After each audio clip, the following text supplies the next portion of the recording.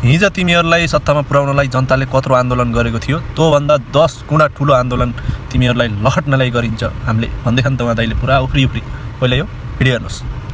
हिजो तिमीहरूलाई सत्तामा पुग्दा जनताले कत्रो आन्दोलन गरेको छ, अब तिमीहरूलाई लहट्न त्योभन्दा 10 गुणा आन्दोलन गर्न हामी तयार छौँ।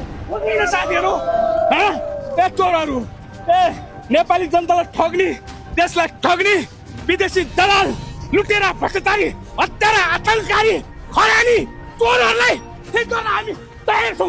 साथीहरू, अब हामी तयारी छौँ। होइन यो दाइ चाहिँ के खान यति साह्रो उफ्रेको हो भने त्यो हो, त्यो तिमीले जे भन्यो नि तिनी दिनलाई तल आएर घरमा थन्काइसक्यो कि बालन सरकार। तिमी नात्यो दाइ, टेन्सनै नगर। 2-4 हजार दिए भन्दैमा यसो सडकमा नउफ्रियो, अरू केटाहरूले पिट्लाङ फेरि घर गएर नखराइकन काम गरेर खाऊ। यसरी 2-4 हजार लिएर यो राजनीति गर्नु नछोड, बन्द गर। मजाले घर जाऊ, स्याममा भात खाऊ, आनन्दको जिन्दगी जिउ। यसरी उफ्रिन थाल्यो भने खुट्टा भाँचिन्छ, हात भाँचिन्छ, टाउको फुट्छ कि त्यसपछि तिमीलाई नेताहरूले पनि तिमीलाई चिन्दैनन् अनि तनाव हुन्छ, फेरि बर्बाद हुन्छ। त्यही भएर घर जाऊ, स्याममा खाऊ, घुद्रुका सुता, त्योभन्दा सन्चो केही छैन।